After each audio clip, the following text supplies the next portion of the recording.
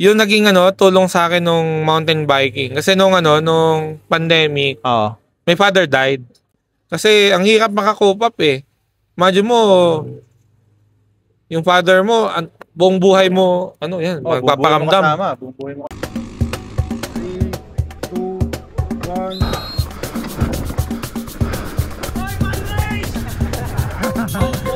3, 2, 1. 3, 2, 1. Let's go! So yun mga pare, episode 11 na ng Trailside Stories natin. So nandito tayo ngayon sa Tagaytay, may training kami ng guest natin eh. Dito sa ano tawag dito? BMX track. Yun, BMX track. So episode 11, sobrang kwentuhan lang kasi napansin ko yung first 10 episodes ng Trailside Stories natin, medyo parang gigil ako, ganyan. So isa yun sa mga parang na-observe ko. So gusto ko siyang baguhin na mas mas banayad lang. Kaya ngayon, kung mapapansin nyo, yung boses ko, medyo binababaan ko. Ikaw ba, Pre JM? Nanonood ka ba ng Trailside Stories? Oo naman, simula. Lahat napanood mo na? Oo, napanood ko na lahat. Ano yung masasabi mo na na pwede nating i-improve pa bilang audience ng Trailside Stories? Hindi, sa akin kasi hindi ako sanay na in-interview pero siguro yung setup lang ng lighting. Yun. Pero yung yung mismong flow nung Trailside Stories na napanood mo na 9 episodes, kasi malamang yung pang 10 hindi mo pa napapanood kasi kaka-release ko lang nun eh. Oo. Anong na-observe mo? Anong pwede pang i-improve dun sa flow ng usapan, ganyan? Kung meron man. Siguro as we dig deeper, mas yung mga yung mga expectations nung mga riders na yung mga mako-contribute nila sa community. Ayun. So gusto mo pang pasukan ng ganun? Oo. Sige, tingnan natin. Yun lang So yun mga pare, episode 11 na nga, guest natin si JM. So si JM, isang MTB rider galing Batangas, tapos rin siya, mamimitik. So professionally, tsaka sa mga races, pumipitik din siya. So pare JM, parang fresh from Guimaras ka, di ba? Oo, Guimaras. So kamusta yung experience dun? Ay, grabe yung Guimaras. Sobrang life-changing. Parang pagpunta ko doon, sabi ko, ba't ganito yung track? Parang first time ko ulit na sumali. Kasi, siya, raw, steep, tapos, rockies, ang dami niyang technical na section. May, yung stage 7, makinis talaga. Pero, lahat nandun na.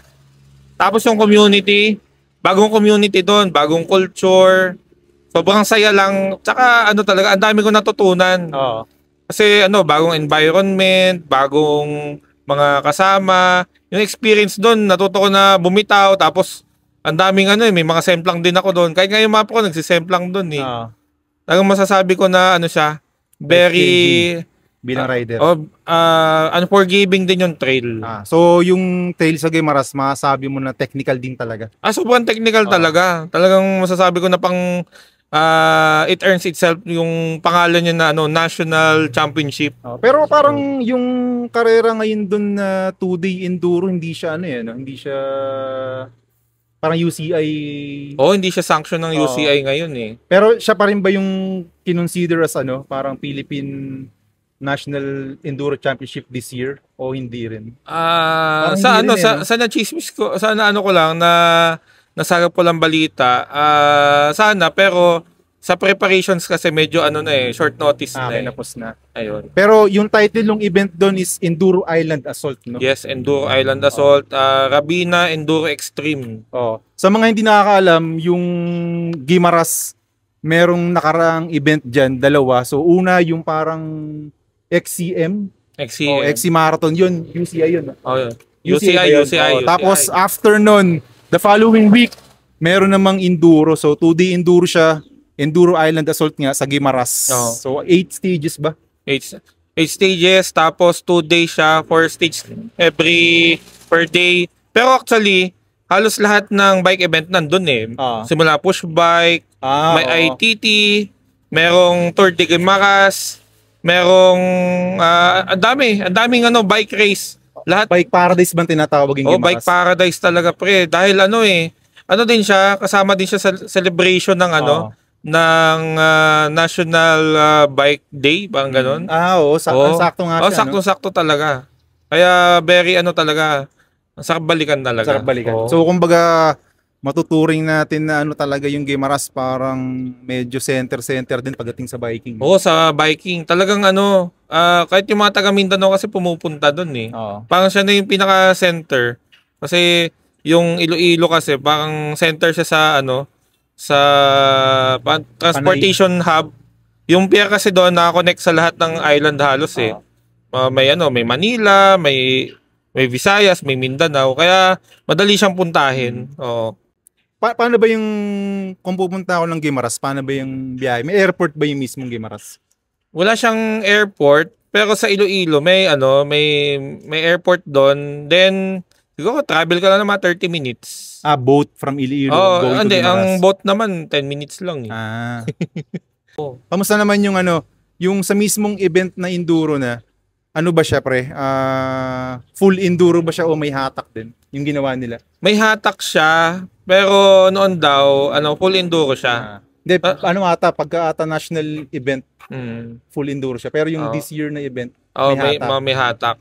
Pero mura nung hatak 70 pesos. Ano na yun, kahit saan ka magpunta, from point A to point B, kahit pinakamalayo, 70 pesos pa din. Ayun. Ilan yung ano, sa tansya mo, ilan yung dumalon na participant? Dahil nga nag-cover ako doon. Siguro mga nasa 63. 63. Lahat na yun, lahat na lahat na yun. Sobrang ano din. Diverse din. May mga women's. Talagang ano, piling-pili. Tsaka yung mga nag-commit talaga, sumali talaga. Actually, dati ko pa nakikita yung mga race sa enduro eh. Parang yung nung bago ako napasok sa mountain biking, una kong nakitang event dyan. National event nga siya na enduro. Na full enduro. Ang title ata niya Double Down. Parang doon din ata ginanapin, no? Double Down. Yung ano, yung Asian Enduro, doon din ginanap eh. Ano ko yan eh. Kumbaga hindi naman ako hardcore na rider pero kumbaga part ng adventure tsaka curiosity. Parang gusto mo rin ma-experience yung enduro. Kaya ano nga eh. Parang nainggit nga ako sa ko, parang ano, sa swerte ni JM makikita niya yung truck sa enduro Gano usually kahaba yung mga ano, yung mga stages na observe mo? Yung mga stages doon may ano eh, may 1.8, may 2 kilometers, merong almost 3 kilometers eh. Tapos meron din part na may liaison konti. Pero kasi isa yung bababaan niya eh. Isang trail tapos hatak ulit. Tsaka ano, very technical din kahit yung liaison. Bakit? May ilog eh. May ilog, may ahon, tapos may ruts din. Pero nakakatawa doon, ano siya, kahit basa, pwede mong i-ride. Yun yung magically doon. Sabi ko, puro bato. Tapos, ewan ko ba't yung mga riders doon, tagang andali lang sa kanila eh. Pero nung nag-ride na ako, siyempre may part din na naglakad. Pero ano, basta i-commit mo lang talaga, dire-diretso ka dun eh. Ayun. Yung 8 stages, no? Yung 8 stages ba na yun, ano, talagang parang magkakaiba yung itsura niya o parang pare-pareho yung itsura? Magkakaiba ng flavor. Magkakaiba ng flavor. Kung ano, kunyari, stage 1 to 8, kung ikukumpara mo yung stage 1 sa isang trail natin dito sa Luzon, kanino mo siya i-compare? Kunyari, stage 1. Yung stage 1, very technical. Doon sa hinitan, yung katatapos lang na race. Parang ganun tsura. Kasi may part na, malupa. Then, kasi yung kasarapan kasi sa sa Guimaras, yung unang, first 500 meters, lupa lang talaga siya. Nandun siya sa loob. Pagdating doon, magugulat ka na lang. Ang daming, may mga puno, may mga ugat. Tapos puro technical yung section. Yan, sa hinitan ko ma-compare. Lahat ng stage or yung stage 1 lang? Yung stage 1 lang. Kasi meron dong stage, yung stage 7, para siyang exit track, makinis, tapos may ahon, walang technical, lang. Talagang padyakan lang. Padyakan lang talaga. Pero hingalin ka doon. Sobrang niya, smooth lang nung trail. Pero syempre, pag bumitaw ka doon, antulin mo talaga. Pero yung stage doon na na mahirap para sa akin talaga, stage 2. Kasi almost 3 kilometers, nandun na eh, parang waterfalls, dadaan ka corals, tapos may anong tawag dito? Meron doon mga part na lupa na na parang rice terraces. Oo. Para sa palayan, ganun. Para sa palayan, ganon. May ilog. Ano pa ba? Madami kasi doon yung ano yung ugat na ano. Saan yung stage na yun? Yung may ugat na parang lagi nakikita sa video? Ay, lagi nakikita sa video sa stage ano yun. Stage 6, yung tinatawag nila na ano, na pader. Oh, pader ng ugat. Oo, pader na ugat. Tapos yung ugat niya parang piano tiles. Oo. Parang sinalansan talaga doon. Tsaka matindi din doon kaya tinawag na pader. Siguro dahil yung starting niya pader lang. Pero yung dinadaanan mo talaga, wall ano siya, technical yung baba. Pero kung gusto mo siyang daanan na mas smooth, gigilid ka. Iwo-wall Yung ride iba mo siya. gina-jump no? Oo, gina-jump nung iba. Doon din ba yung part pre na ano? Parang nakita ko nag-same lang kayo. Paano ba nangyari? Doon sa part na yun after nun? O ibang Hindi, stage? ano yun, stage 1 pa lang na semplang na ako. Doon pa lang sa pinakaunang technical section. Kasi akala ko, pwede ko na siyang i-roll.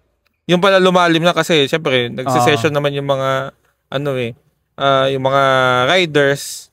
Tapos, semplang ulit ako nung finish line na ng stage 8. May gap doon Kulang din sa speed.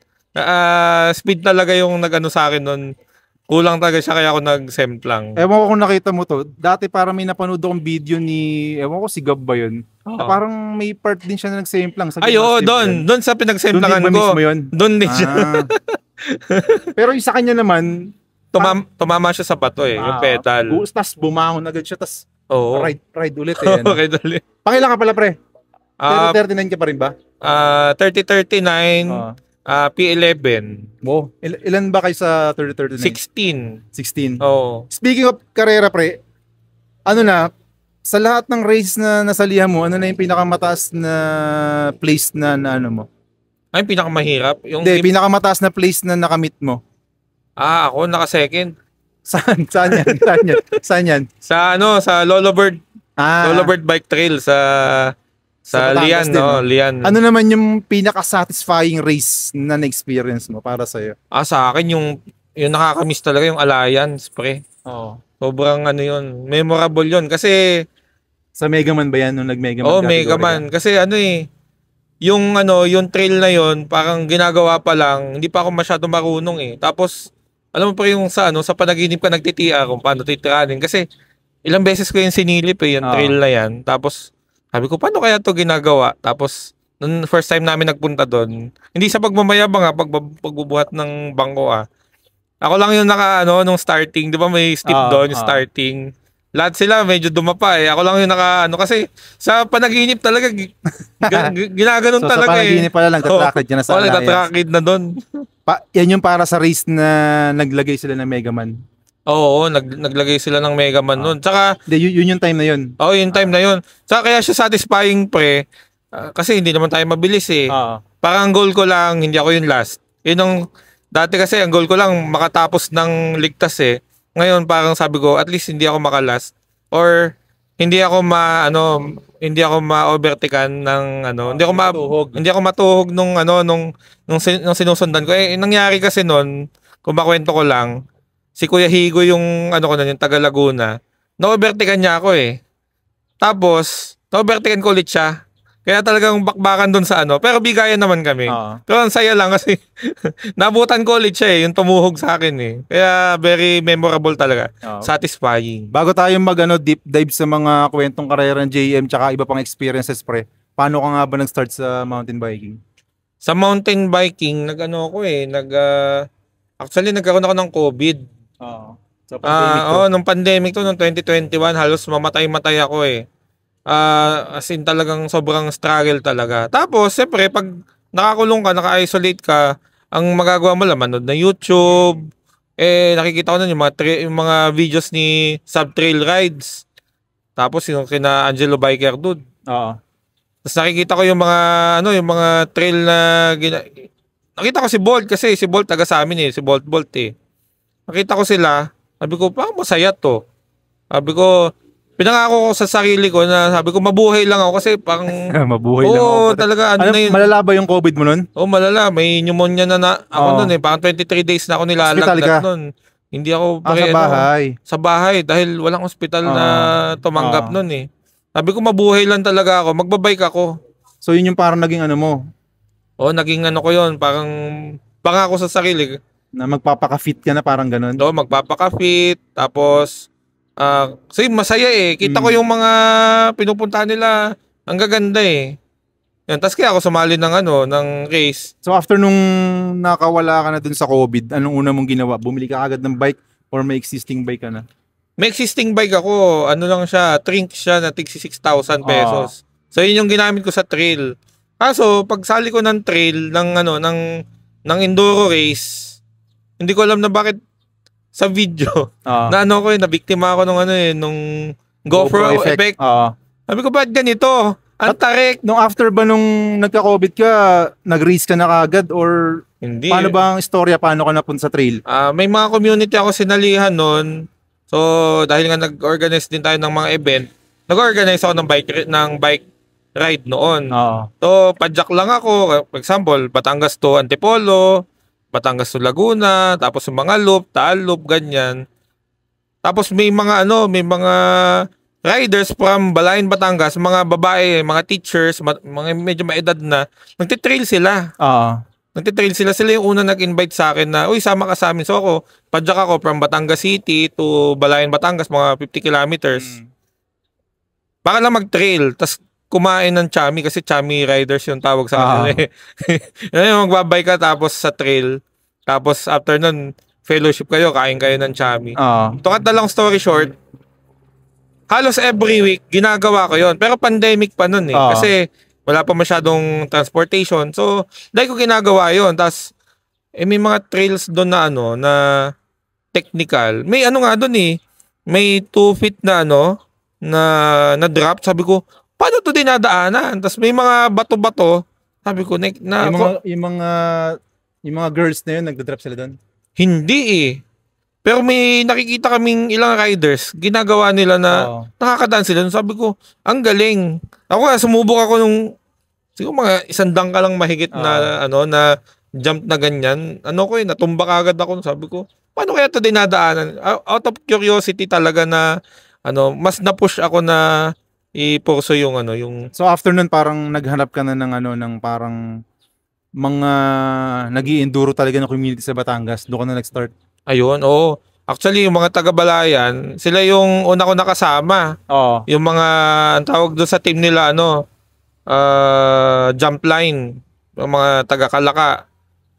Pero yung mga taga-Batangas, si Bolt lang yung kilala ko. Pero yung community, never ko pang Tapos, doon nung nakasali ako sa first race ko, sa Mindoro, yung yung hardline. Nakasama ka naman doon? Hindi pa. Hardline yung niya, yung tawag dun sa title ng event. Tapos yung event na yon dinaluhan nung madaming riders from around the country. Marami nga. Malaking event na yun. At since dahil nga nagpo-photographer ako, namimitik akong ganon, after no race, ang dami kong naging kaibigan. Ang dami kagad nag-add, na ganyan, naghahanap ng picture. Pero, aside from that, sabi ko, grabe yung enduro race. Ba't ganito yung Nung naglakad lang ako halos talaga nung buong race na yon. Yung 3 minute nila, sa akin 15 minutes, ganon. Talaga ako nun, last rider talaga ako nun, na naglakad lang talaga. Speaking of pre, so, nung time na yon nag-race ka doon, tas namitik ka din. Namitik ako noon. May dalawang camera dito. So, pag time ko na, ako lang yung walang picture eh. Ako lang yung walang picture. Lahat sila meron. 30-39, tanda ko yun. Pagbaba ko, takbo agad ako finish line, papunta doon sa technical section, pitik ulit. Hindi nyo nakakabilib sa pre kasi si JM kasi, so pumipitik nga siya. Ang ginagawa na JM, sumasali pa siya sa karera. Tapos nakakapitik-pitik pa rin siya. So medyo nakakabilib din kasi hindi ka ba napapagod? Kasi kung ako, gusto ko mag-race na lang ako eh. O kaya magpipitik na lang ako eh. Isa lang sa dalawa eh. Dumaan na rin yung sa isip ko na sali na lang ako para mapitikan, ganyan. Pero pag nandun na. Pag nandun na, iniwanan ko yung camera, cellphone naman. Lagi kong dala ganyan. So kasi very important sa rider na may uwi ka eh. Kasi yung lahat ng experiences, saya, yung stoke, nasa yun na yun eh. Pero yung visuals, paano mo siya mapapatunayan, paano mo makukwento. Sa amin sa Batangas, paano mo may pagyayabang, paano mo may kukwento sa iba na, ay ganito yung dinaanan namin, ganito yung trail, ganito yung kahirap yung nadaanan ko, ganyan. Wala. So, doon lang sa photos at saka videos, doon lang ako nakakabawi. So, pag ako napipilikan, masaya na rin ako. Yan. Tapos pag nakakapitik ako ng iba, nakakatuwa din kasi ang dami ko naging friends talaga. Ayun.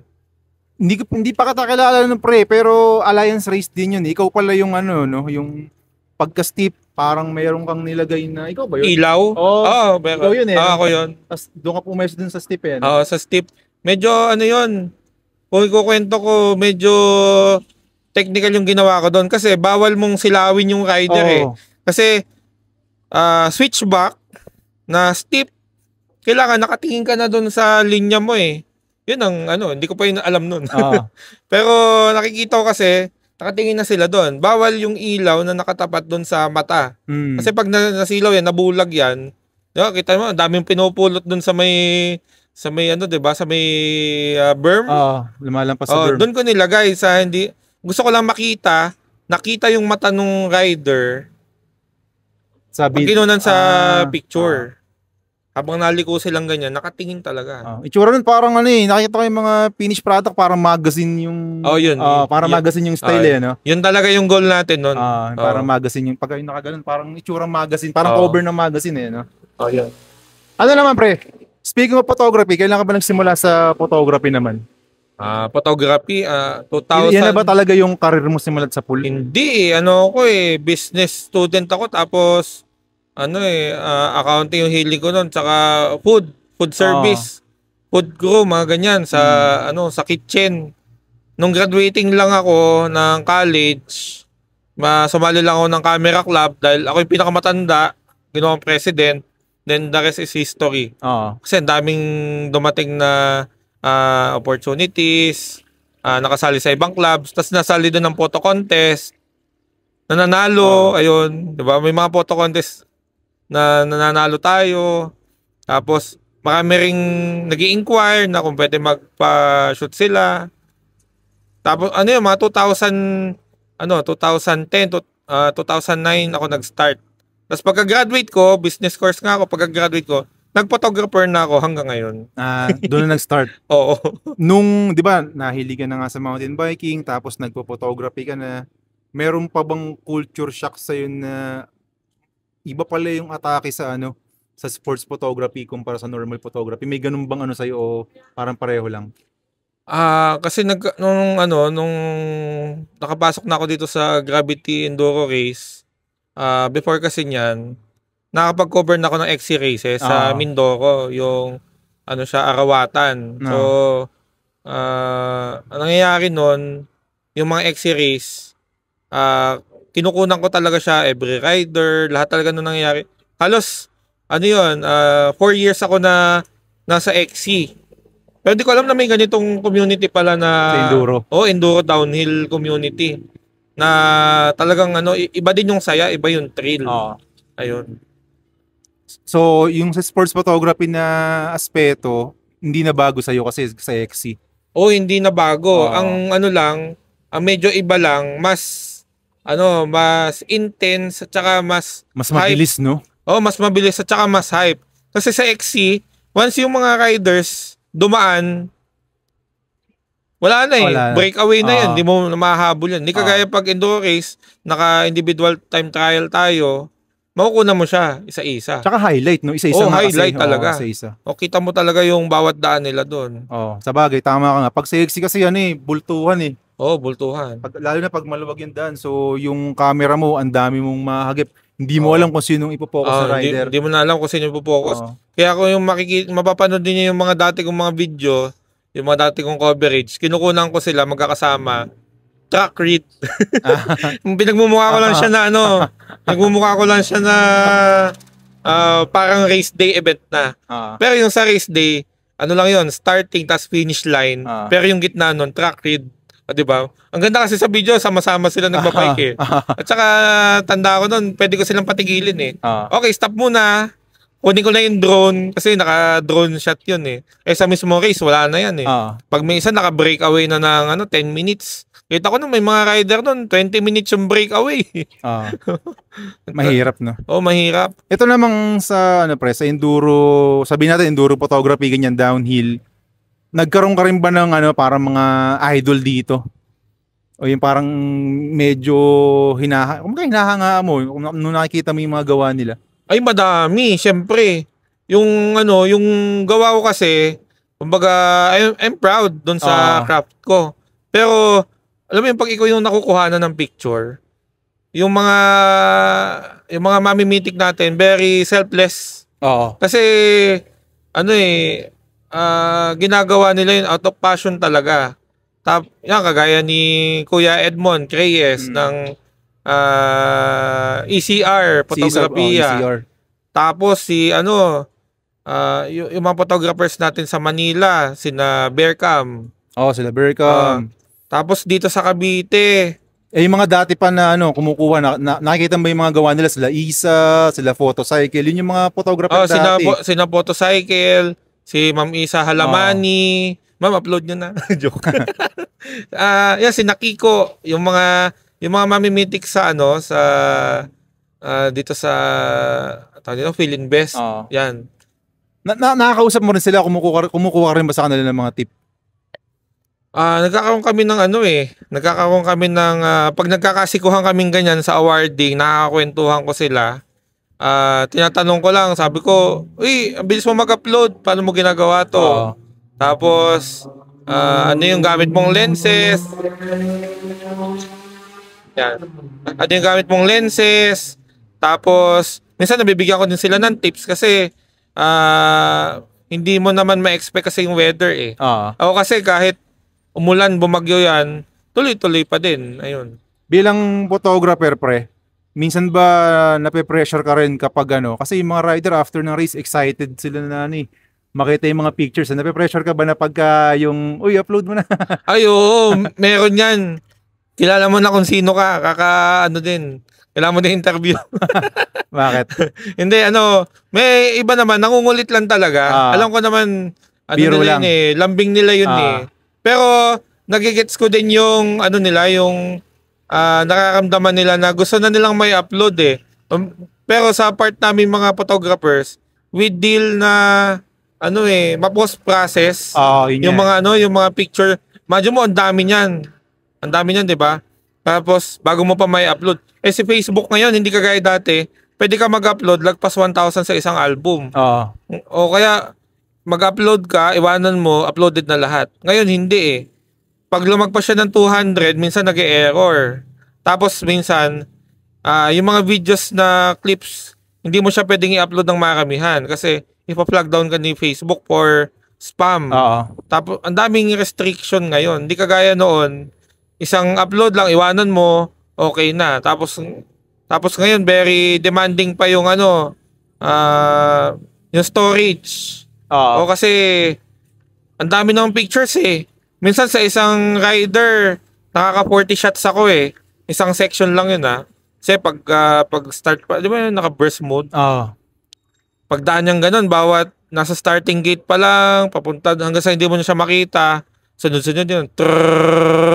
Parang ganun. So parang hirap din pala, kunyari mag-upload ka ng picture, dun sa 40 shots na yun ng isang rider, pipiliin mo pa yung pinakamaganda? Oo, pipiliin ko pa yung pinakamaganda. Pero minsan, dati, pag tinatamad na taga, in-upload ko na lahat. Kaso, bahala na kayo pumili. Time. Bahala na kayo pumili. So, ito, sa mga hindi nakakaalam, meron kasing ginawa si GM na parang, ano bang tawag mo doon? Yung parang passion project niya. Passion project. So, yung ginagawa na JM, parang, ito naman, video naman. So, part pa rin ng photography. So, may mga tao siya na i-assign sa bawat section ng trail, tapos bibidyohan. So, kwentuhan mo kami, JM, ano bang nun? Paano mo ba naisip yung concept na yun? Kasi, sa bawat trails, di ba, meron tayong mga porters. Di ba yung mga porters natin, minsan may mga bata, nabutan natin ng bayad, ganyan. Minsan, naisipan ko na, lagi ako naakyat, naglalakad ako, kasama ko tong porter. Sabi ko, what if, bayaran ko siya, mag-session ako. Example, dagdagan na kita ng bayad, 200.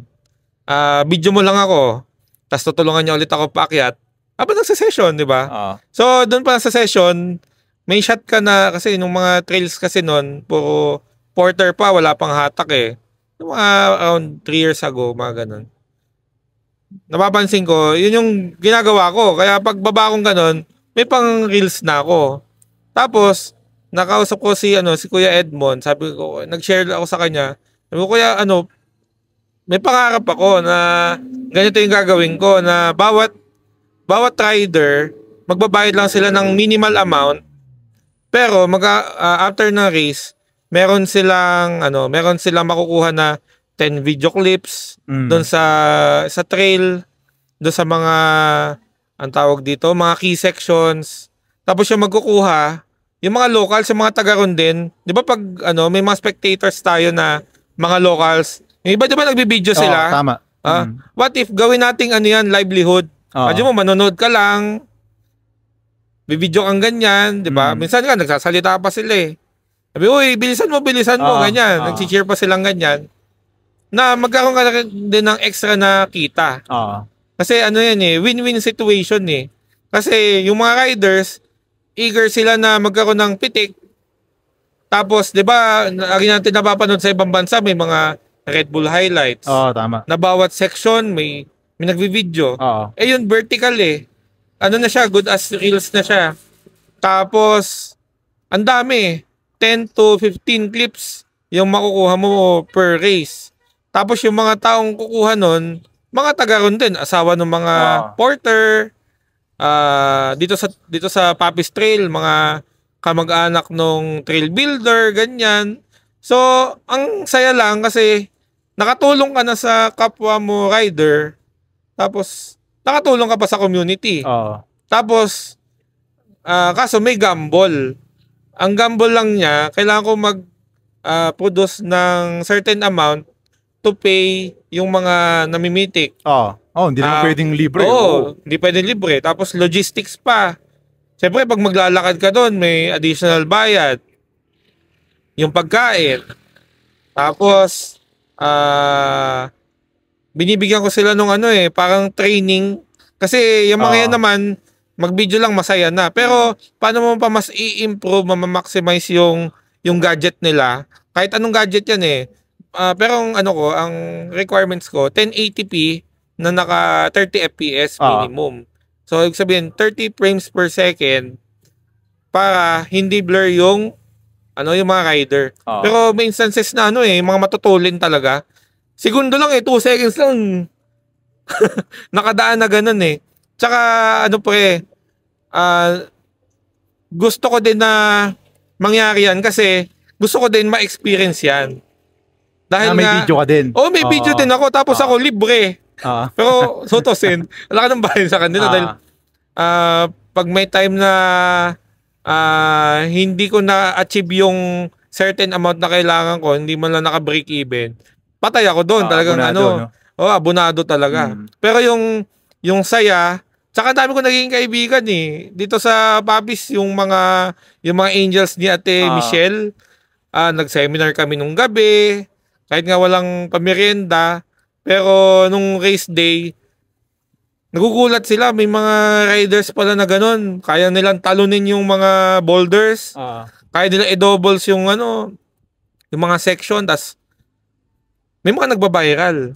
May mga nagbabiral na footage. Katulad dun sa GMA. Yung sa GMA pre. Imagine mo, first time kong ginawa. Tapos yung rider na to, si Kuya Russell, sumali siya, sabi niya wala siyang training. Kasi una kong message sa kanya, sabi ko, Kuya, ikaw pala tong nag-viral na to na laging may nagtatanong sa akin kung okay lang ba yung rider. Kasi lahat ng riders, makikita mo yung run nila eh. Kung ikaw 3039, kung may access ka doon sa files, makikita mo yung run ng kalaban mo eh. Makikita mo talaga? Makikita. So, paano pag pre pala? Kunyari, bumili ko binayaran ko yung access ko tapos dinownload ko yung video ng iba. Hindi pwede naman 'yun. Pwede mo naman makita yung sa iba. Kasi nung una kong ginawa, binigyan ko na access lahat eh. Na-upload ko na, bahala na kayo. Kung magbabayad kayo, salamat. Kung hindi, di okay lang din. Ganun yung ginawa ko eh. Kaso si Google Drive, si Google, medyo nilimit niya na hindi ka agad mapanood eh. Pag in-upload mo, parang video processing pa siya. So ginawa ko individual yung pagpapadala. Doon ako naduling, doon ako napuyat talaga ng 5 araw talaga. Tapos nagmamadali na. Eh ano yun, first come first serve. Yung una nagbayad, siya yung una kong bibigyan. Eh kaso, hahanapin mo pa siya doon from 100 plus riders. Isosort mo yung 10 shots. Hindi, 20 clips. Kasi seeding and final. Talagang sabi ko, worth it ba? So yun yung mga unang challenge kung worth it ba? Yung puya talaga. Tapos may mga nagmamadali na. Si nagmamadali yun eh. Sino? Si Rasta? Wala akong sinasabi ha. Okay lang yan. Maraming galit dyan, Rasta. Nagmamadali. Pero meron din na sinasabi nila na okay lang, take your time. Take your time. Pero after that experience naman, ngayon mas na-improve ko na eh. Yun sa mga sumunod na race, kinabukasan pwede mo nang makuha eh. Paano ginawa mo? Nakita ko nga bumilis na eh. Paano ginawa mo? Paano naging, anong natutunan mo dun sa first try na na-apply mo para pabilis yung pagpapadala ng video sa mga tropa nating riders? Pero bago ko sabihin, papasalamat muna ako sa mga nag-support talaga. Kasi hindi ko naman yan uulitin kung hindi dahil ninyo. At saka marami ring nagsuporta na nag-suggest. Marami nag-suggest sa akin. Sabi, pre, gumamit ka ng AI para mag-sort ng files. Sabi, pre, ganito, gawin mo ganyan. Sa akin, meron akong tinatawag na browser, anong tawag dito? Fast Tone, Fast Picture, siya, pang browser ng photos. Dahil nga, nakikita ko dun yung time, kasi lahat nung files kasi, makikita mo, in-upload ko din. Minsan nagla-live ako habang nagsosort ako para makita nila na, ay, nagsosort pa si James kaya hindi makausap. Ilalagay ko lahat yun sa isang folder. Mapipreview mo doon yung rider. Lalabas doon yung time. So, yung ride niya, pag nakita mo na yung, una ko tinatanong kasi, ano yung suot mong jersey, ano yung kulay na helmet mo, kasi yung race plate number, hindi mo na makita pag madilim yung trail, mabilis, hindi mo na makikita Doon na lang nakatingin sa bumbunan nila, tsaka sa sa frame nila Yan, for example, si Manu Heist, matulin Ang tinignan ko sa kanya, yung rear triangle niya kulay pink. Siya lang may ganun Kaya, si Manu to. Yan, isa-isa. Pero, na-realize ko, mas mabilis talaga kung titignan ko yung time. Kasi, yung cursor nun, kung magagamit nila yon yung cursor, pag tinapat mo sa picture, lalabas yung time. Yung rider na to, pag binitawan siya ng ganitong oras, yung makikita mo talaga yung time doon. So, doon pa lang sa time, makikita mo na kahit, tsaka mabilis siya i-play. Kasi dati pinapanood ko isa-isa Hahanapin ko, papanoodin mo isa-isa, ay ito si rider na to. Tapos after ulit, babalikan mo ulit. Ngayon, ginagawa ko, sinosort ko na lahat. Sa time na lang. Sa time ko na lang tinitingnan. So, yun yung malaking improvement. Kaya parang after ng race, kaya mo nang ipadala, no? Kaya na ipadala. Kinabukasan. Kinabukasan. Pero yung mga unang rider na binitawan, pwede ko na kagad mabigay sa kanila. Pero yun nga, first come first serve pa din. Tsaka salamat din sa mga trail builders na unang naniwala talaga. Ayan, sina Boss Gid, sina Peace. Tapos nakakating ng balok na moy-moy pinayagan din nila ako na magawa to kahit last minute. Tapos sa Gimaras din. Ginawa ko sa Gimaras. Imagine mo, day before ng event, doon pa lang na-organize. Talagang yung 8 stages na yon, nagawa namin ng paraan paano ma-pull out. Yun, tapos may nag-viral din doon na footage. Sira yung... si Ben Babica. Natanggal yung gulong. Natanggal yung gulong. Tapos yung iba, nakita nila talaga yung footage nila Mapamabagal man, mapamabilis. Nakikita talaga. Kita mo naman, di ba, nagkakagulo yung mga tao nung Pagdating nung huling rider, di ba? Kala mo, zombie apocalypse eh. Lahat may torotot. Hinahabol nila yung last rider eh. Actually, sobrang ako nagandahan talaga ako dun sa project mo, pre. Kasi ako bilang rider, may mga race ako na na natapos yung race. Tapos wala ako kahit ni isang video or picture. Kasi yung mga kumukuha ng photos, hindi mo sila mapipilit na picturean lahat eh. Kasi ngalay na yan, pre. Ngalay sila. As hindi rin naman sila bayad. Kumbaga, out of passion lang. So yung yung kaya lang nilang picturean, yun lang yung mapipicturean nila. Tapos yung mga nagbibideo naman, syempre, ang priority nilang videoan, mga tropa muna. Yun talaga. Tapos may challenge din minsan sa memory siguro. Tapos hindi naman mapupuntahan lahat ng stages. Hindi mapupuntahan. So ako, bilang rider din na gusto ko nga, may highlights ako, na-appreciate ko yung ma-appreciate ko yung project mo, pre. Kasi yun nga, na-experience ko dati, wala akong siguro may tatlong race ako na, alam mo yun, parang pagod match ganyan. Pero wala ako ni isang alaala ng race. Bukod dun sa GoPro ko, paano pag wala kang GoPro? So maganda talaga. Tapos sabi mo pa nga, yun nga, makakapagbigay nga ng additional income dun sa community. Maganda rin yun. Tsaka naisip ko rin, pre, kung sa running nga, nagbabayad sila sa mga pictures. Bakit hindi natin gawin din sa enduro na at least yun nga, sigurado ka kahit papaano na may video ka lagi after ng race. Sa konting halaga lang naman. Konting halaga lang talaga eh. Na yung sa Gimaras kasi kaya siya naging 300 pesos. 150 per day. Kasi per day yung bayad ko dun sa sa photographer din, sa videographer. Tsaka yun. Kumbaga nag-a-announce ako, pero may mga bonus yun. Bonus photos. Nag-hire pa ako ng additional na namimitik talaga. Kasi yan very monumental, very paano ba masasabi natin nito? Kumbaga gusto mo taga maging memorable yung race mo eh. Kasi bakit? Nakikita mo doon yung yung mga pagkakamali mo sa race eh. Kahit ako pag nagte-training, nung una binibidyohan ko. Pag tumira ng maliit na jump, yung nagiging mali. Kasi pag nagse-session ka, nakikita mo talaga, doon sa section na yon, nakita mo paano ka nagkamali. Di ba? Kagaya dito sa Papis, nung nag-fun race, noon, nung huling pang fun race, di ba may mga na-aksidente. Dahil nga may nagvi-video, yung kay Steve, nakunan ko yun eh. Nakita namin na yung gulong niya, medyo malambot ng konti. Kaya siya nag-slide. Napakalaking bagay kasi, post-race, paano mo ma-evaluate yung nangyari? Kahit sa'yo kasi, kung POV mo lang, ang kita lang, ito lang harap mo ng video yung third person view ng or second person view ng footage ng run mo. Makikita talaga doon bawat detalye.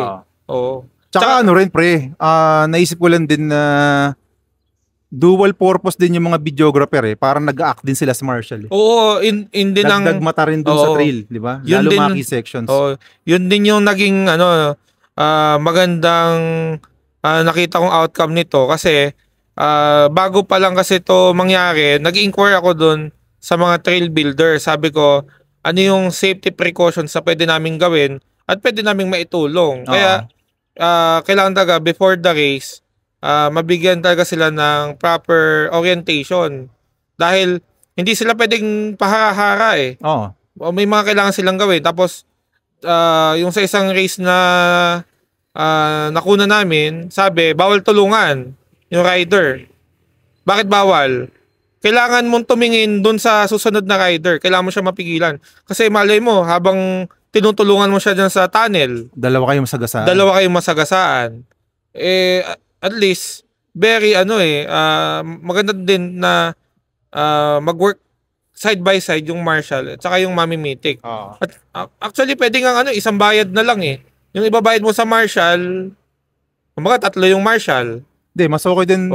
Hindi, sa akin, mas okay kung dedicated, pre. Dedicated. Kasi kung pag-iisahin mo lang yun, tapos may kailangan ng tulong, hindi na siya makakapag-video. So, bawas na yun sa service mo. Mas okay paghiwalay. Ano lang siguro, at least may dagdag mata lang dun sa section na yun na magsasabi dun sa iba na may nangyari. May nangyari. Pero maganda.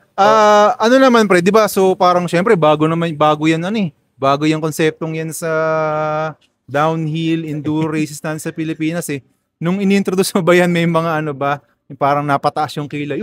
May ganun, may mga ganun din ba? Wala naman. Napataas ang Ay, parang kilay. ba't may bayad? Parang ganun. Ah, Wala naman. wala naman siguro dahil alam nila na ano na professional photographer naman ako eh. Tsaka hindi naman ako naniningil from the first place. Kaso pinaliwanag ko din na ito hindi naman to para sa akin, para din to doon, tulong na din natin doon sa ano. Tsaka ang laki din ng maitutulong nito sa para mas maging better tayo na rider kasi kita mo yung run mo eh. Kita mo kung tinira mo ba yung section na yon, kita mo kung perfect ba yung execution ng plano mo. Kasi kahit yung mga national athletes natin bumibili din eh. Oo, naman talaga kasi bumibili din talaga eh. Tapos merong iba din na kahit mabagal for souvenir. Yan. Yun talaga yung yun talaga yung goal natin na matulungan din natin sila. Ano naman pre? Yung mga videos na hindi na purchase, ano usually ginagawa mo? Binubura mo na agad? Actually, after ng race, binubura mo na agad lahat or hindi? Actually, never ako nagde-delete ng files. Simulat sa pool nung talaga? Simulat sa pool na nag-start ako ng photography. Never ako nag-delete ng files.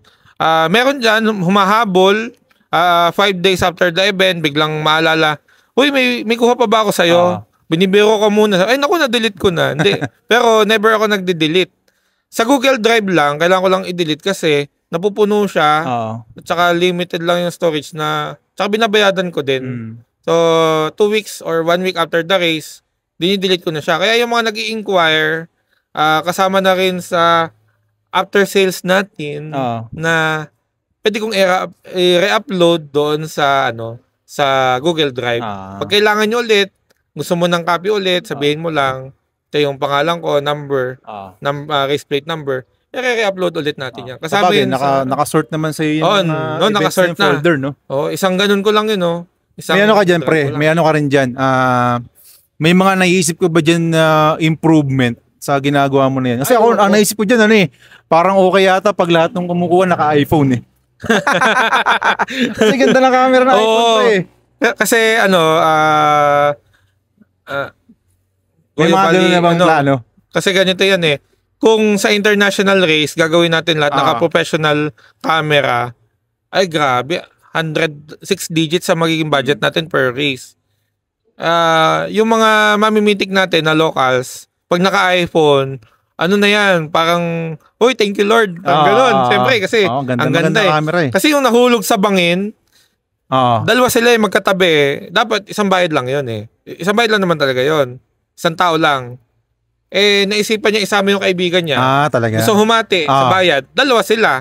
Kaya dun pa lang sa section na yon, dalawa yung footage. Yung isa nasa malayo, medyo ka-Android. Yung isa naka-iPhone, kita talaga. So, yung hiningi ng GMA7, talaga yung naka-iPhone, talaga yung na-highlight talaga. Malinaw kasi pre. Malinaw. Tsaka, original file mo makukuha yung tsaka yung sabi mo nga, yung mga things to improve, na-experience ko to sa nagdaan kong race na kinover. Kailangan namin ng communication device. Kasi ang ginagawa ko po dyan, before the race, nagkakaroon kami ng orientation. Kasi doon sa mismo race, kasali din po kasi ako eh. Kasali din ako eh. Wala na silang no further instructions. Lahat nabigay ko na sa kanila. So, magstay sila doon sa post nila 1 hour or 30 minutes before. Pwede nangyari pa rin doon sa balok. Nag-ano sila eh, ano nga tawag dito?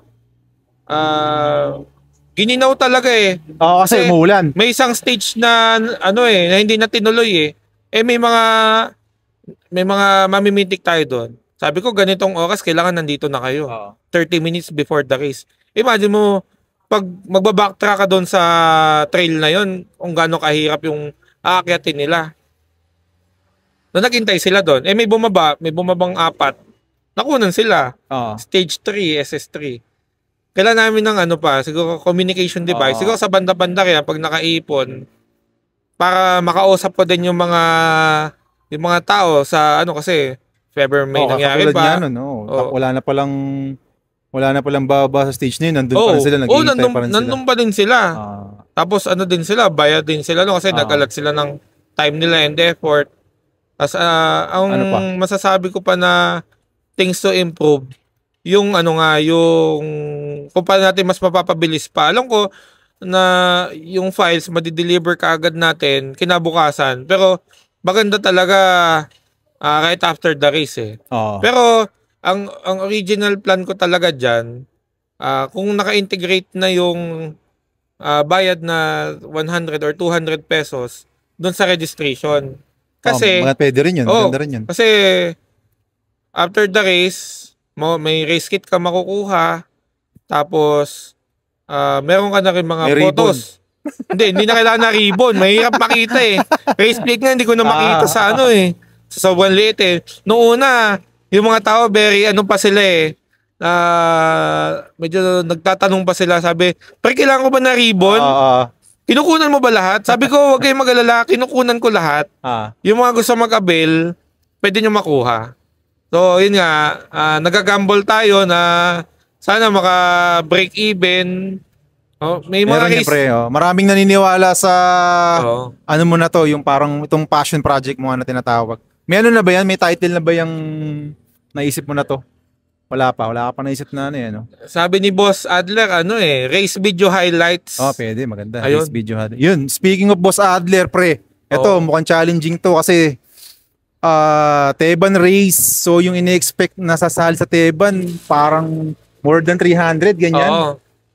Tapos, 4 different stages with 300 riders per stages. Tapos, malamang yan, halos sabay-sabay ang bumababa sa bawat stages. Ano bang ready ka na ba dyan? Ready ka na? Ready na. Ready na. Nakita mo na ba yung track sa Teban, di pa? Nakita ko lang sa video, pero 2 years ago, nakasali na ako sa Teban eh. Masasabi ko na isa sa pinaka-challenging sa buong Pilipinas din eh. Ilang videographers yung tingin mo yan na kailangan mo per stages? Hindi naman kasi kailangan lahat ng stages pare-parehas yung dami ng videographers. Kasi ang pinagbabasehan natin dito yung mga key sections. For example, sabi nila yung stage 1 green line medyo ikaw nakadaan ka na doon eh. Padyakan, ganyan. Sucks lang siya. Parang wala siya masyadong highlight. Warm up, ganyan. Pero sa ginagawa natin na to na race video highlights natin, very monumental yung yung starting gate sa stage 1.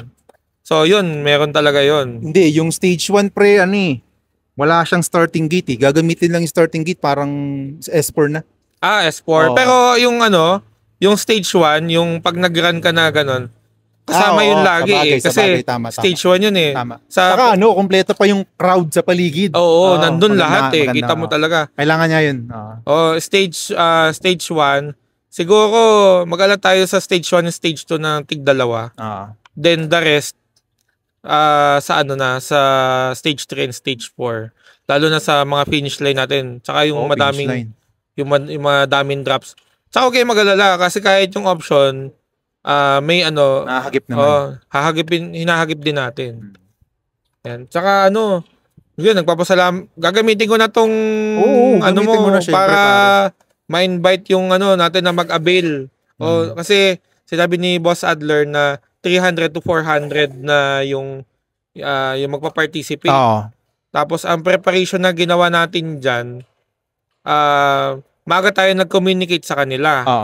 Tapos very eager sila na tumulong. Yun ang nakakatuwa na tumulong sila para maghanap ng mga magbi-video. Yung mga locals doon, yung mga locals. Tapos yung paano din sila mag-disseminate ng information. Siguro may konti lang akong changes kasi nagkaroon ako ng parang pre-registration. May promo na yung mga maaga mag-avail, 200. Then sa mismong race day na 250 na lang. Yun, para mas makita ko kaagad na kumbaga magkaroon kaagad tayo ng kumbaga balik puhunan ba? Kasi hindi ko naman masabi na nalugi tayo kasi may mga instances kasi na lugi talaga dahil una may isang race na Bagyo. Tapos may ibang races na kahit yung sa Gimaras, hindi ko naman sila pinipilit na mag-avail. Pero hindi, sabi ko lang na hindi lahat nakapag-avail kasi ano ang tawag dito? Hindi siguro nakarating sa kanila yung yung ganun. No? Yung ganun. Kasi nagkita-kita na lang kami race day, may nag-promote, pero hindi naman lahat nakatinig. Promote natin yan, pre. Yun. Yun talaga, promotion talaga yung Malay mo nga, pre, merong nanonood dito na sabihin natin na mobile company, sponsoran ka ng mga cellphone pangkuha. Mapakita nila na maganda talaga sa action video. Maganda yan. May kahit 10 piraso. Kahit Insta360, no? Kahit Insta360 lahat. Pero maganda rin kasi yung phone, no? Kasi maganda yung phone. Vertical, madaling gamitin. Vertical, mabilis. Madaling i-transfer din. Madaling i-charge, ganyan. Paano mo pala kinukuha yung files sa mga sa mga shooter mo, pre? After the race. Share it, hindi. After the race, kasi ang requirements natin sa kanila, may phone, may power bank, may cable. So ako, may dala akong laptop. Okay. After ng race, habang nagko-culmination activity doon sa mga race results, ako naman, kinakopy ko niya yung file sa kanila. So pagdating ng kailangan niya, bago mag-awarding, available na ulit ako kasi nami-make sure pa tayo eh. Ayun, tas after mismo nung nung files, saka ako nakakapagbayad sa kanila. Malay mo, ma-invite ka rin pre sa sa ibang mga race na hindi lang downhill enduro. Yung ganyang service na organized video kasi ito eh. Hindi siya yung parang, mag-video kayo dito. Yung sa'yo kasi pre, organized eh. Parang may sistema talaga, kaya maganda. Nagandaan talaga ako dyan pre. Nung nakita ko nga yun, sabi ko, malapit ito naisip ni JM ha. Parang ikaw pa lang yung nakaisip ng ganito ha. Ikaw pa lang ba yung nakaisip ng ganun? O may ganun na rin sa ibang bansa? Palagay ko tayo pa lang. Pero, nakakatuwa din na nirarally din kasi natin yung ibang lugar na gawin din nila.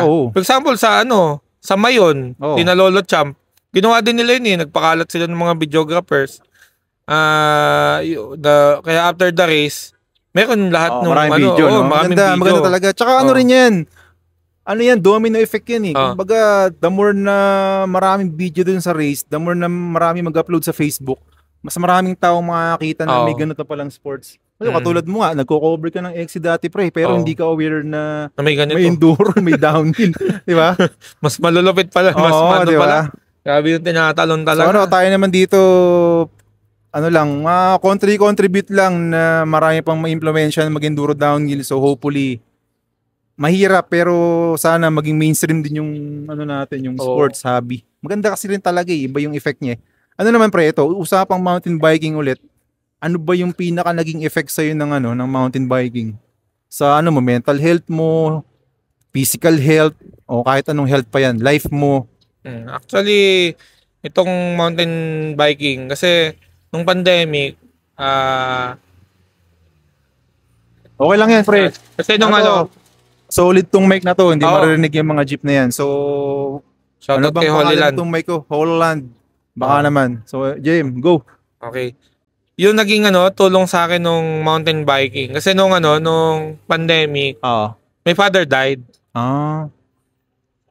Yung last nung loved one, ito yung naging venue to para mailabas lahat nung stress. Kasi when you go to the outdoors, nag-English eh. When you go to the outdoors, parang lahat ng problema mo na ilalabas mo eh. Nagiging outlet to nung kung minsan frustration, minsan yung mga yung ba nakahinga ka. The way to breathe in sa mga nangyayari sa buhay. Kasi ang hirap makakope up eh. Imagine mo yung father mo, buong buhay mo, magpaparamdam. Buong buhay mo kasama. Buong buhay mo sila, yung go lang. Yung father mo, buong buhay mo kasama, tapos lagi siya nagkukwento na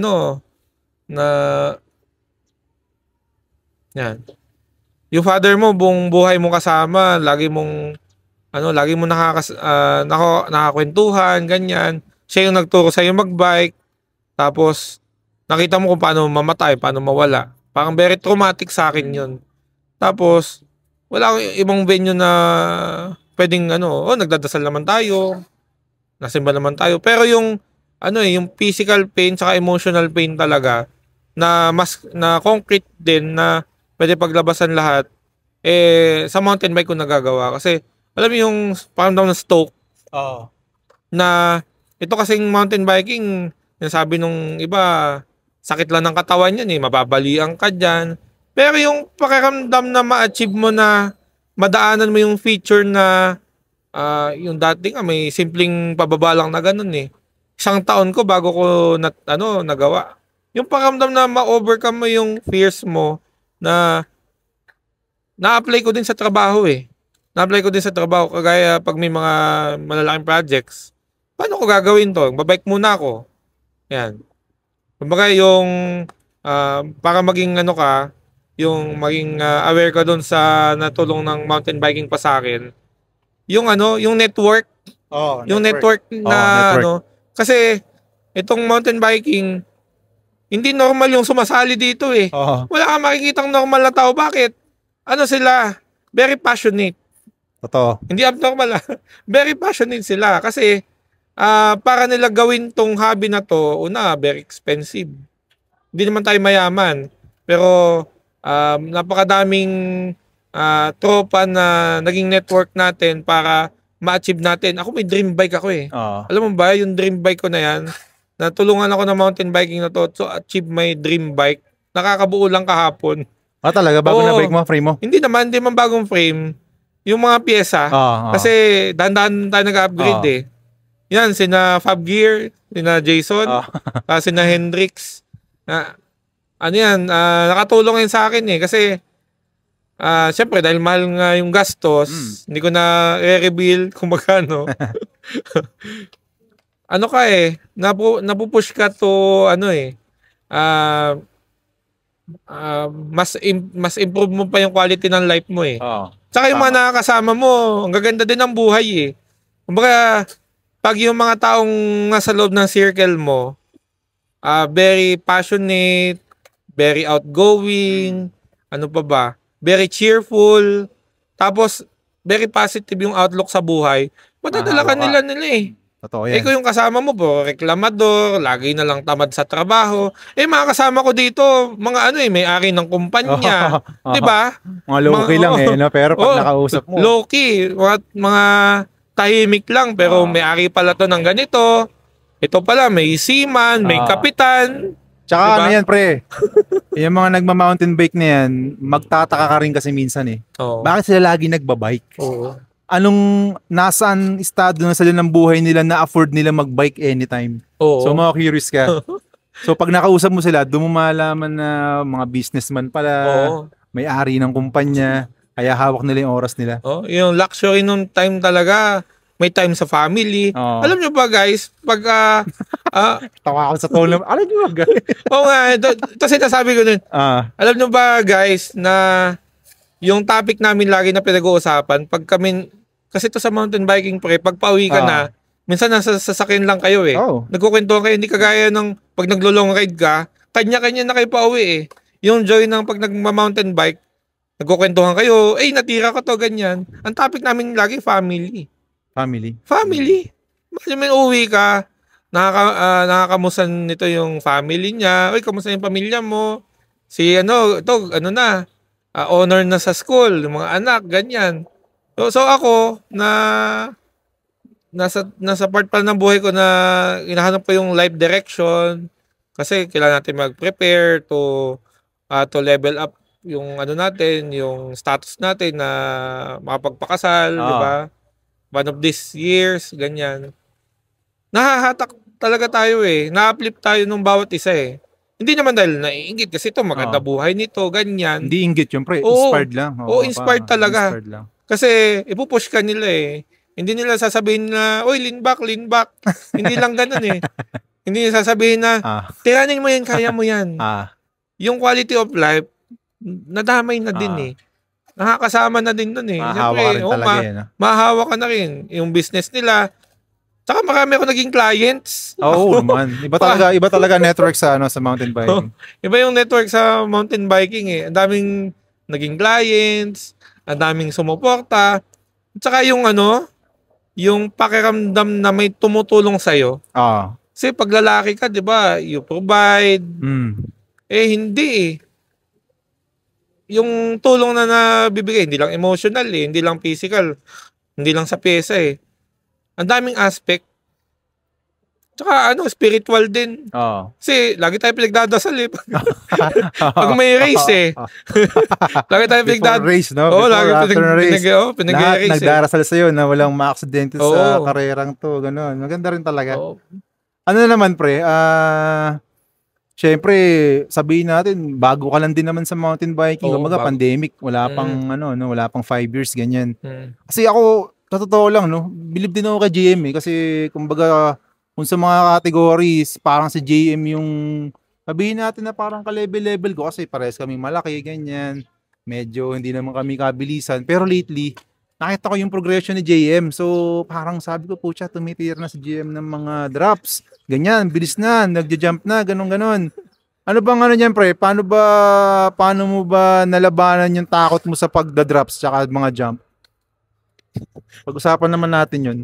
Tagal natin makukwento to, hindi joke. Kasi yan eh, lagi kong hina-hashtag sa ginagawa ko, progression.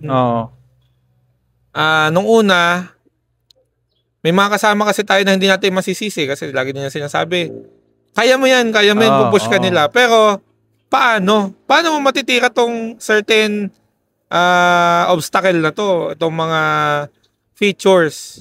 Ang hirap.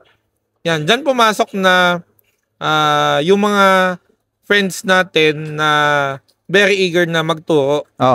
Yan.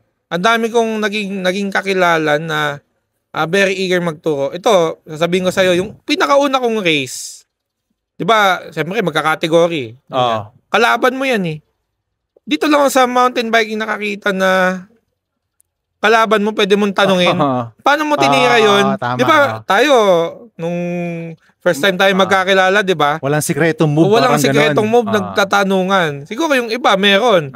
Yung may mga hidwaan na talagang, yung first talaga ma-achieve nila. Pero, dito sa community, ang dami kong napagtanungan eh. Shoutout kay Makoy na dun sa taga-Kalapan na siya yung, alam mo yun, kasi masungit ba to, parang ganon. Yun yung una ko nakita sa kanya. Pero nung time na bigla ko lang natanong, pre, paano ba titiranin nyo? May malaking semento. Sabi niya, pampo lang yan. Aba, ganun nga ginawa ko kasi wala akong wala akong ka-idea sa sport na to eh.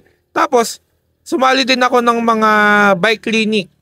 Yan, yung mga nagba-bike clinic dito sa atin sa local scene, si Kimi Grande, tsaka si Gabriel Amigo, yan.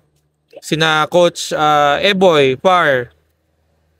Yung mga ginagawa nila na napapanood din natin, tapos may napapagtanungan, may mga nakakasama tayo sa session natin. Doon nabibuild up eh, yung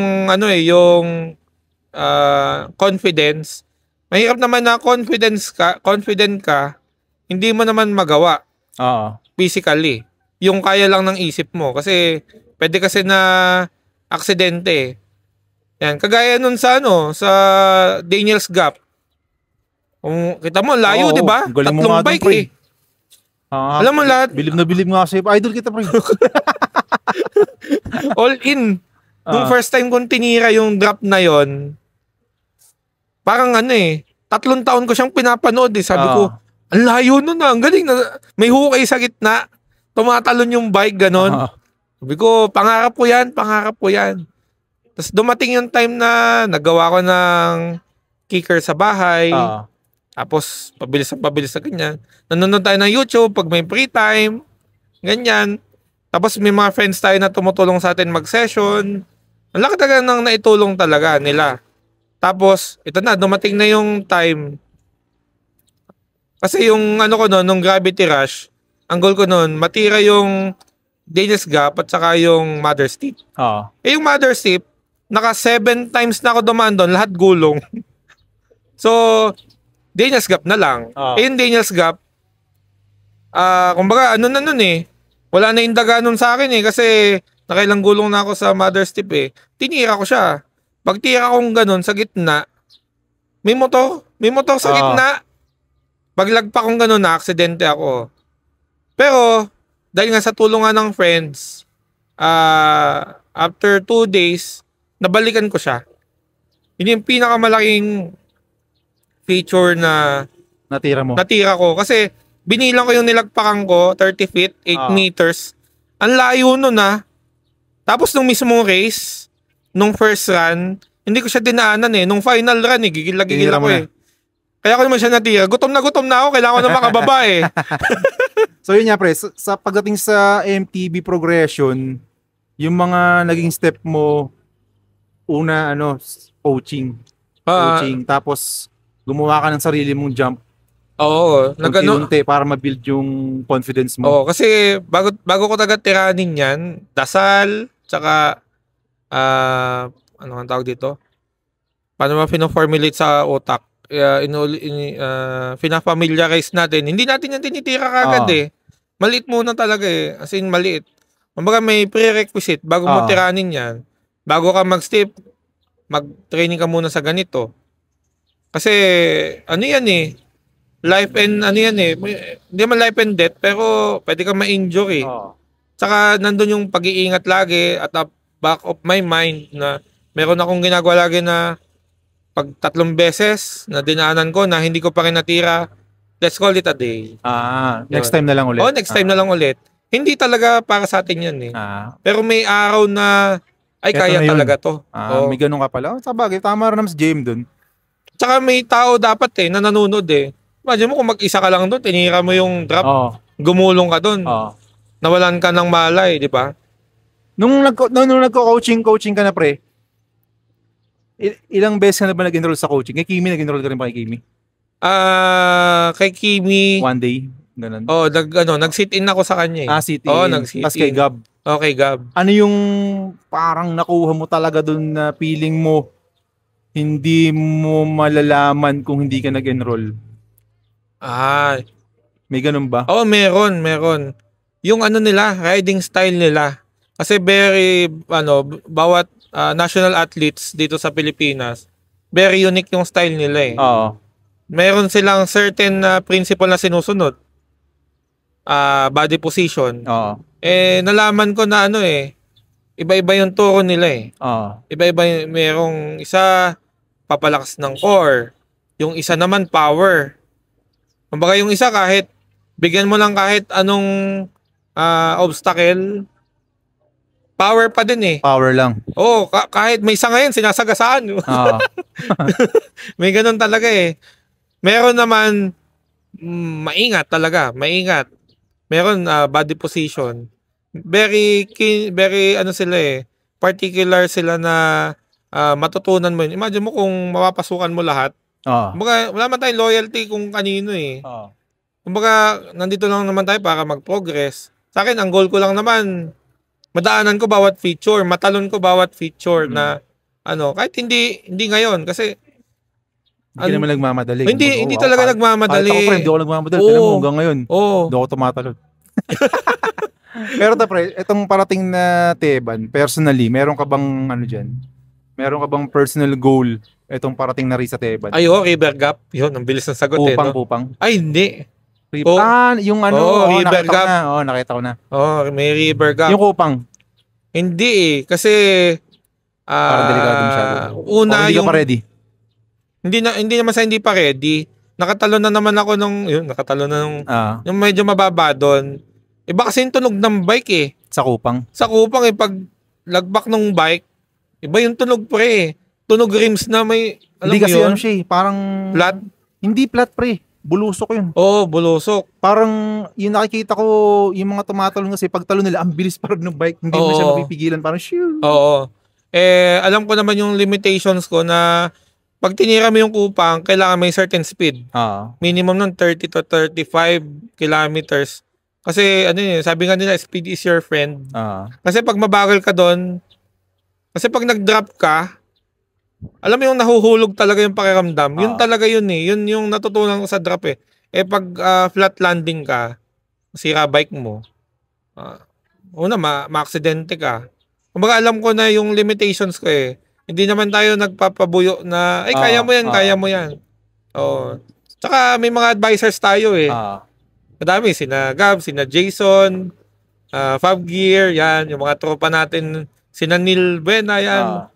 Ang dami yan eh, bago mo tirahin, umihingi ka muna talaga ng advice, mga payo. Umihingi talaga yung River Gap, yun yung target mo na feeling mo, pasok sa skill na meron ka ngayon. Pasok sa skill. Pero in terms of in terms of results, may ano ka ba dyan? Parang target na siguro, makalampas ka dun sa 50%, ganun. May ganun ka bang target? Kasi ang target ko kasi noon, as I progress, sabi ko dati, makatapos lang.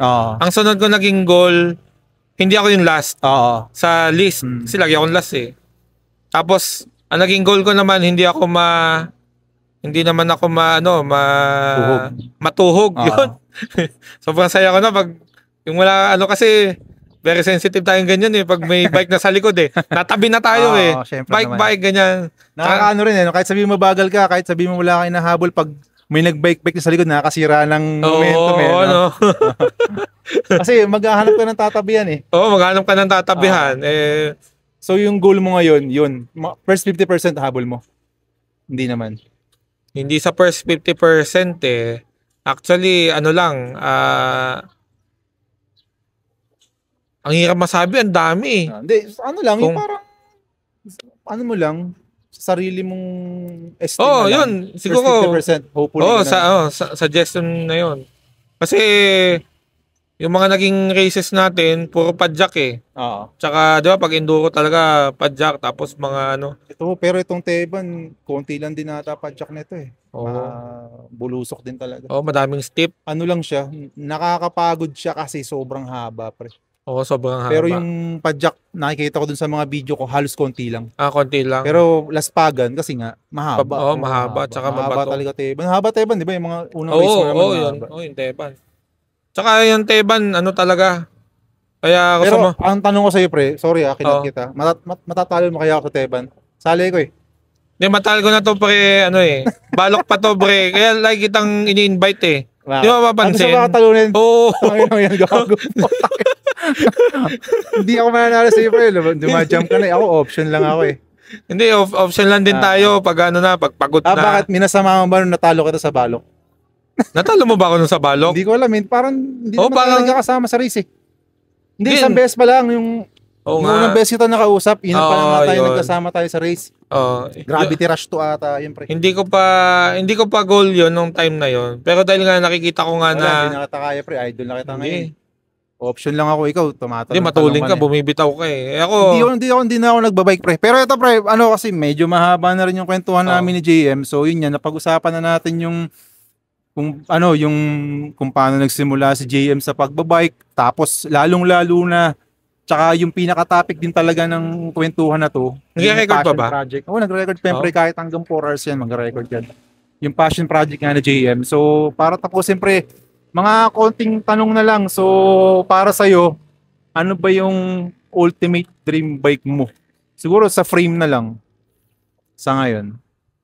Parang hindi ko Wala ka pang nasa isip na ganun. Ang ko talaga, ang geometry ng bike na gusto ko talaga noon, nung babago pa lang na ito yung sa Giant, yung ginagamit ko ngayon. Sabi ko yung medyo curve lang yung gilid na ganyan. Tapos, yung baba, yung down tube. Tapos yung kulay green. Kaya dream bike talaga. Yan. So yung gamit mo ngayon, yun na yun? Yun na yun. Pero, dahil nga nakakagamit tayo ng ibang bike, kikita ko yung yung Norco tsaka yung Norco. Mukha nga yung Norco tsaka yung Mondraker na bike. Ayun talaga yung Sino namang pre? Sa mga nakasalamuha mo na dito sa mountain biking since nung nag-start ka, sino naman yung mga sabi mo na top 3 mo in terms of sa lahat? Kumbaga, pwedeng idol mo siya sa skill, pwedeng sa personality, sa leadership, ganyan. Sino yung top 3 mo na tao sa MTB community sa ngayon? Ngayon, sa At bakit? Sa, kung despite na iba't ibang aspects, speed iba't ba ibang yan? aspect, leadership, kahit ano pa yan. hindi ko masabing top 3, pero yung unang pumapasok sa isip ko, una si Jason Fabgear. Bakit? Kasi ang dami niyang natutulungan na riders eh. Kasi nung una coach yung tawag sa kanya eh. Pero nung nakikita ko, parang hindi mo siya coach eh. More on advisor. Parang yung kung ano yung naging bike ko ngayon at saka kung ano yung skill ko din ngayon, nakuha ko doon sa team, yung sa team bang out, saka doon nga kay Jason. At saka nagano siya eh. Marunong siya bumulong pre. Alam mo ba yon? Paano bumulong? Bumulong. Yung yung medyo may sira yung bike mo, bubulungan ka niya, may ganito akong pyesa. May ganito akong pyesa. Marami nang nabulungan yan. May Excel yan, pre. Magaling na manggagamot yan. Kahapon nagamot tayo eh. Nagamot tayo kasi, para lang may idea ka, yung balok, ang gamit ko dyan na race plate number 38. Tapos, may isang tropa na nagsinuggest niya. Sabi ko, may port na binibenta, ganun. It's 38, kasi naka 36 tayo eh. Tapos, after naman ng Gimaras, nasira yung natin eh. Nasira yung hub. Ang pumapasok lang sa isip ko, alam ko may kamahalan. Hindi Jason eh, yung i9 na hub. Kasi, dumaan ako sa BTC last Monday. So, naka-i9 ka na ngayon, pre? Oo, pre, kahapon lang, pre. Bagsi. Malala na pala sakit no, pre. Buti na gamot. Sino namang, bukod kay Coach Jason, tropa natin yan. Sino namang, ako, marami na rin na dyan, pre. Ang, naman, minsan nakakasangkapan ako ng Jason sa pangbubudol eh. Nagre-refer ako, pre. Nagre-refer ako, pre. Tsaka hindi lang basta-basta refer, ha. Mga usapang malaking kunyari bibili ng frame, magkano frames. So, ganun yung mga ni-refer ko. Sabi ko, meron akong kilala, pre, financing, papahiramin ka niya, kayo na mag-usap. Ako na lang ang isang kalan mo, kasi may tiwala naman. Garantor. Sino namang pangalawa? Yung pangalawa sa akin, despite na yung skill niya and support sa community, si Papa John Abuel. Papa John Abuel. Papa John. Siguro na-interview mo na na-interview mo na din 'yon. Kasi nung time na nakilala ko siya, hindi ko man siya nakakasama mag-bike noon eh. Nakakasama ko lang siya sa bike clinic. Pre, bumibitaw. Pero more than that, ang nakita ko sa kanya, yung support niya na pakikisama sa bawat isa. Parang gano'n na lang, parang father figure. Parang lahat niya eh. Kahit ngayon nasa malayo siya, nasa trabaho, very supportive siya. Kahit kanino. Kahit sa kahit yung nakilala lang. Kasi imagine mo, nagpunta kami sa kanila, provided niya yung bahay. Yan, tapos sa may Papa John din sa sa Gimaras eh, Sir Wilson eh. Very may mga ganun tao pala. May mga ganun. Na provided yung bahay, provided na yung pagkain, internet. Tapos minsan nagpo-provide pa, nag-aabot pa para sa for additional na gastos, transpo, ganyan. Mga happiness nilang tumulong. Happiness talaga nila. Kung pwede nang iboto yan eh. Abuel eh. Pang di ba? Baka ito na sunod na congressman ng San Pablo, John Abuel. Kaya nga eh. Sino namang pangatlo, pre? Sa pangatlo, ito nakasama ko ng this year lang. Nakilala ko lang siya this year. Pero yung para sa akin si Gabriel Amigo. Bakit? Hindi ako fanatic ng taon to Pero nakita ko yung leadership niya eh. Kasi nung nakilala ko siya dito sa unang race ng ng Dartmoor. Mondraker. Sa Camarag yan. Sa Camarag. Kasi matagal ko na siyang isa siya sa matagal ko nang pina-follow. Nung ko lang siya nakita sa Facebook. Nung ko lang siya nakita. Tapos yung mga tao very sa kanya. May na starstruck. Yung iba skeptic kasi yung technique niya eh. Yung technique niya eh. Medyo inalam ko pre yung niya. Yung kanyang mga secrets. Paano ba siya naging mabilis na ganyan? Sobrang niya. very ano siya, very strict siya sa ano niya, sa pamamaraan. Sorry Coach Gab, sabihin ko na yung technique na tinuro mo sa akin, pero recently ano talaga, hindi talaga siya nagsi-shortcut. Hindi siya nagka-cut ng bantings. Yung bantings, ika-cut mo na ganyan. Kasi ako pre, nakakanasan ko na magpa-race sa enduro nga sa ano, sa Batangas. Mayroon ako doon ginawa na bantings, ang dami. May mga nag-cut. Pero si Coach Gab, talagang ano very ano siya, kumbaga very keen siya sa sinasabi niya sa amin na hindi natin tinraining yan. Na hindi natin, kung may race, malaki man or maliit yung banting, may shortcut sa loob. Laging sinasabi. Kung mahirap daanan yan, kung mas mabilis yun talaga dinadaanan. Tsaka gano'n na lang din yung support niya sa ano, sa community, sa amin, yung mga nakakasama niya.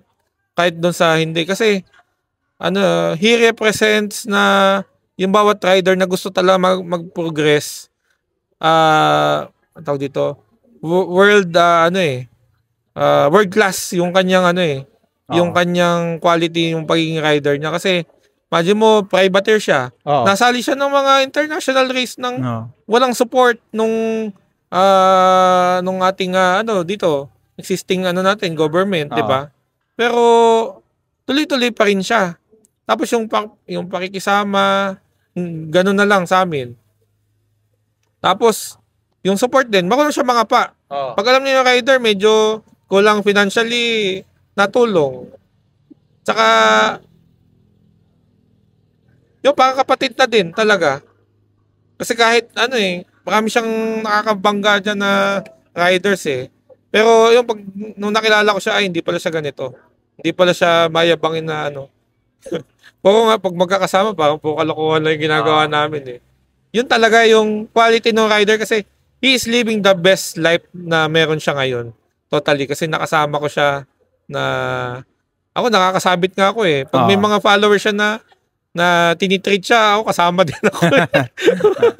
So yun yung mo pre, yun yung top 3 kumbaga tinitingala mo sa MTB community natin. Yun. So yun, JM, haba rin ng kwentuhan natin pre. Kasi ba pre?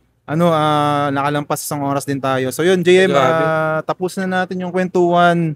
Ano na lang siguro, last words mo, kung meron kayong po-promote, pasasalamatan. This is the time, pre. Ay, oo, nako. Salamat sa, hindi tayo magkakaroon ng ganitong venue para mag-express ng bawat riders sa Trailside Stories kay Alexis, kay Boss Goyo. Doon tayo nagpapasalamat. Boss tayo dito lahat sige. Dito nga lang natatawag na Boss JM Tapos sa team yung Team Bang-Aw, 'di ba? Sa Batangas.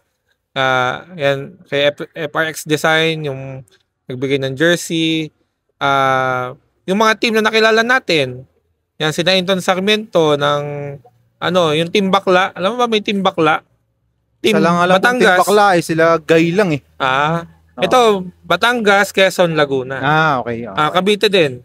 Batangas, Quezon, Cavite, Laguna. Pag in-abbreviate mo yun, bakla yun Hindi na kompleto yung hindi na Calabarzon. Hindi na Calabarzon, bakla na. Yan, sina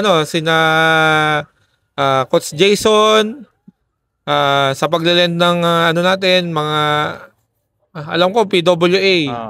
Orange ba yung I9 mo? Kulay violet pre. Violet. Sino pa? Tapos, ito, yung Team Gara.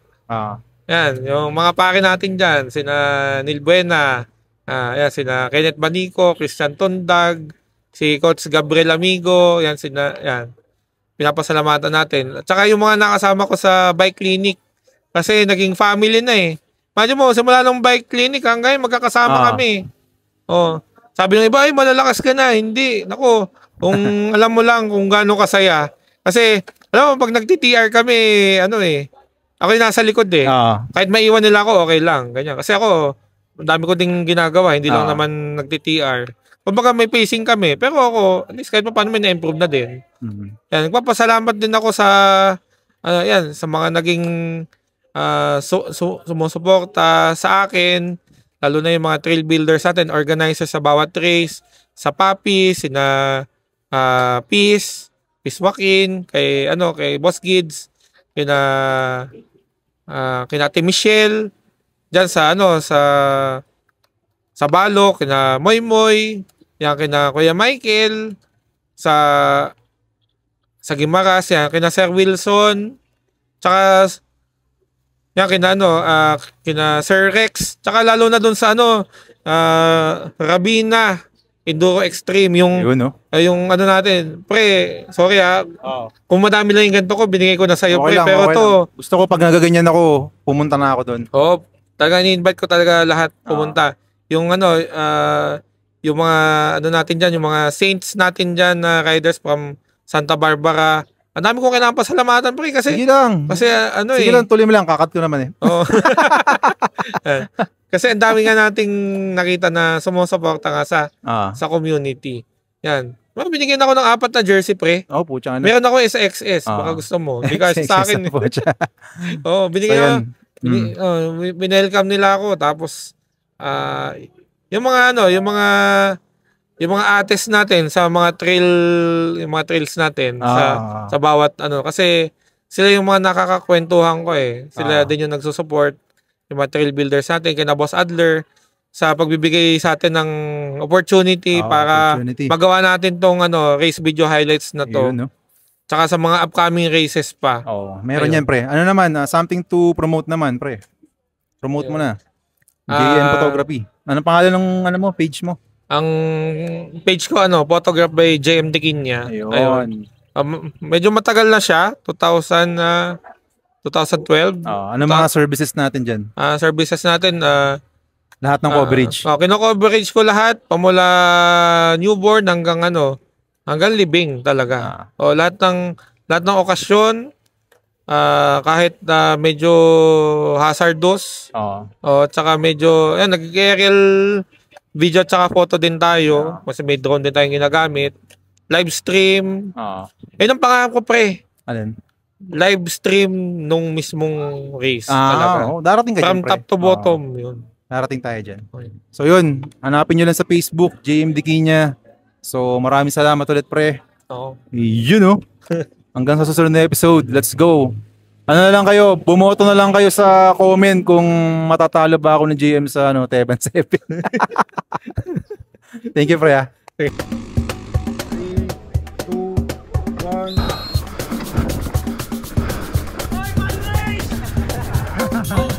Thank you for watching Trailside Stories. Para lagi kang updated sa mga bagong episode, follow mo lang kami sa mga social media account namin. Tapos share mo na rin.